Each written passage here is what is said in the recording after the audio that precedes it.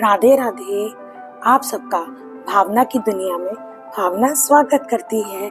मैं भावना आज मैं अपनी लाइफ का एक नया अध्याय, एक नई जर्नी स्टार्ट कर रही हूँ। तो इस जर्नी को स्टार्ट करने से पहले मैंने सोचा कि इसको किस टॉपिक के साथ स्टार्ट करना चाहिए।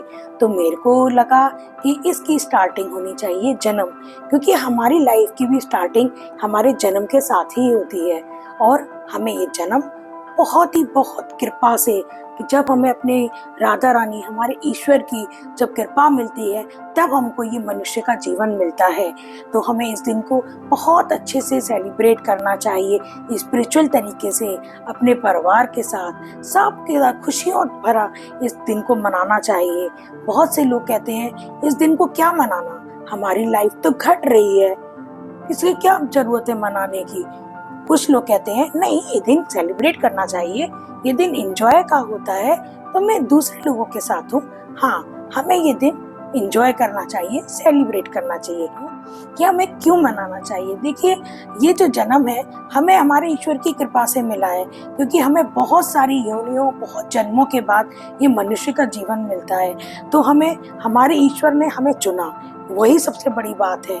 उन्होंने हमको चुना इस धरती पर हमें जन्म देके, तो किसी उद्देश्य के लिए चुना है। तो हमें सबसे पहले इस उद्देश्य को समझना चाहिए कि हमें हमारे ईश्वर ने क्यों हमें भेजा है। तो मुझे भी अपना उद्देश्य थोड़ा थोड़ा अब समझ में आने लगा है और मैं उस पर चलने की कोशिश कर रही हूँ। आप भी बताइएगा। तो अब हम थे कि जन्मदिन क्यों मनाना चाहिए, और मैंने बताया कि बहुत से लोग कहते हैं कि उम्र घट रही है, इसको क्या मनाना। तो और कुछ लोग कहते हैं कि नहीं, इस दिन को मनाना चाहिए। तो मैं दूसरे वाले लोगों के साथ हूँ। क्यों? क्योंकि इसमें हम जब भी अपने जन्मदिन की बात करते हैं तो हमको जो है एक बचपन की यादें आ जाती हैं। हम फ्लैशबैक में चले जाते हैं, हमारी खट्टी मीठी यादें, हमारा बचपन में हमारा मम्मी पापा कैसे बर्थडे मनाते थे, वो गुब्बारे वाली, झालर वाली डेकोरेशन पर, हमारे दोस्तों का आना, हमारे फैमिली मेम्बरों का आना, घर में अच्छा खाना बन रहा है ना। सच कह रही हूँ ना? आप भी बताइए, कभी ना कभी तो आपको आती होंगी ना ये यादें। तो मेरे को तो बहुत मजा आता है मेरे जन्मदिन पे। तो हमेशा मतलब अगर हम अपना जन्मदिन मनाते हैं तो हम अपने बचपन से जुड़े रहते हैं, और बचपन से अगर हम जुड़े रहेंगे तो हम हमेशा तरोताजा फील करते हैं, हमेशा खुश रहते हैं। तो मैं आप सबसे भी कहती हूँ कि अपना जन्मदिन दिल खोल के मनाया करिए, पर स्पिरिचुअल तरीके से भी। स्पिरिचुअल तरीके में ऐसा कुछ नहीं है, कुछ ज़्यादा नहीं, आप बस जो कर सकें। आप किसी को ज़रूरतमंद को कुछ उसकी ज़रूरत की चीज़ दे सकें, उसे खाना खिला सकें, अपने घर में पूजा कथा कुछ भी कर सकते हैं, किसी तीर्थ स्थान पे भी जा सकते हैं। इस तरीके से जरूर मनानी चाहिए। क्यों?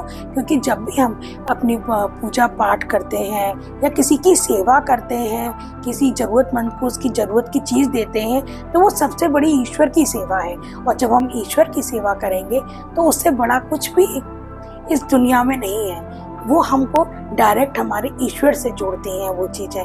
तो आप सबसे पहले स्पिरिचुअल तरीके से भी अपना जन्मदिन बनाएं। आज की डेट में मैं देखती हूँ आजकल का माहौल बिल्कुल बदल गया है। बर्थडे का ठीक है, खुशी से मनाना चाहिए, मैं इसके बहुत मैं हक में हूँ, क्योंकि मैं भी अपना बर्थडे बहुत अच्छे से मनाती हूँ।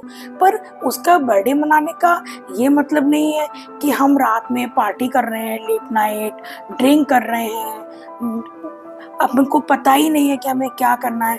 तो हम अपने जन्म के यानी कि हम अपने बर्थडे वाले दिन ही अपने साल की पूरी तरीके से मतलब गलत शुरुआत करते हैं। तो अगर आप मेरे से सहमत हैं और अगर किसी को बुरा लगे तो उसके लिए सॉरी, क्योंकि ये भावना की दुनिया है और इसमें मैं अपने इमोशनल आपके सामने रख रही हूँ।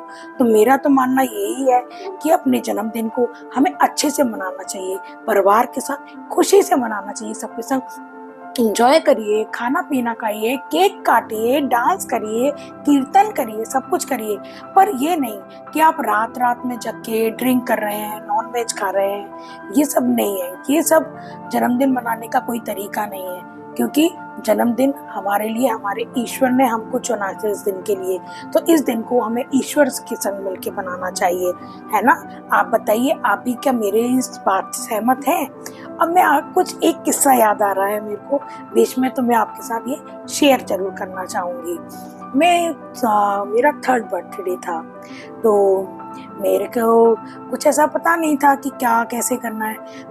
तो मैं मम्मी पापा को बगैर बताए अपने सारे दोस्तों को इनविटेशन दे आई और सबसे कह आई, आंटी मेरी फ्रेंड को भेजना, आज मेरा बर्थडे है। अब से आंटी आप मेरी फ्रेंड को भेजना, आज मेरा बर्थडे है। जब शाम हुई तो सारे दोस्त मेरे घर पर आ गए और मम्मी मेरी हैरान कि ये क्या हुआ, ये क्या करे आई। और मेरे पापा गवर्नमेंट जॉब में थे तो उन्हें उस टाइम पे किसी काम से बाहर जाना था और मम्मी थोड़ा गुस्सा भी हुई, परेशान हुई।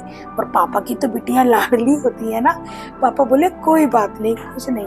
तो पापा फटाफट से मार्केट गए। तो उस टाइम में ज़्यादा कुछ नहीं होता था, बिस्किट, नमकीन, समोसे, मिल्क वाला केक, ये सभी चीज़ें होती थी। पापा फटाफट से ले आए और मेरे सारे दोस्त, कोई पार्ले जी का बिस्किट, कोई पेंसिल, कोई कॉपी, ये सब मेरे लिए गिफ्ट में लेके आए। मैं सही कह रही हूँ ना? आपको भी याद आया होगा ना? कल मेरे साथ के सारे कई लोग ऐसे होंगे कि उनके बर्थडे पे भी उनके दोस्त या वो यही चीज़ें गिफ्ट में ले जाते होंगे। कितने अच्छे दिन थे ना। आप मुझे ज़रूर बताइएगा कमेंट में कि क्या मेरे साथ आप भी इस यादों के तो छोटे से मोमेंट में खो गए ना। तो फिर वहाँ से मेरी जर्नी स्टार्ट हुई बर्थडे मनाने की। केक कटा, हमने मेरे सारे दोस्तों के संग सेलिब्रेशन करा। फिर मेरी थोड़ी बड़ी हुई, फिर मम्मी हर बार कहती थी नहीं अब तुम बड़ी हो गई हो, अब कुछ बर्थडे वगैरह नहीं। पर मैं जिद करती थी नहीं नहीं नहीं मेरा बर्थडे मनेगा। और अपने पापा मम्मी की लाडली तो होती है, तो मेरा बर्थडे इस तरीके से मना। राधे राधे। अगर आपको मेरी ये सब बातें अच्छी लगी हो, आपको भी कुछ इनसे आपके इमोशन जुड़े हो, तो प्लीज़ मुझे कमेंट करके ज़रूर बताइएगा। और मेरी अगर कुछ कमी हो तो वो भी मुझे बताइएगा। मेरी भावना की दुनिया में आप सबका एक बार फिर से बहुत बहुत स्वागत है। मेरे चैनल को सब्सक्राइब कीजिए, कमेंट कीजिए, शेयर कीजिए अपने दोस्तों के साथ, अपने फैमिली मेम्बर के साथ, और मेरे को सपोर्ट करिए। अगर आप कमेंट करेंगे तो मुझे अच्छा लगेगा। राधे राधे। कुछ गलती हो तो हमें माफ़ कीजिएगा। राधे राधे।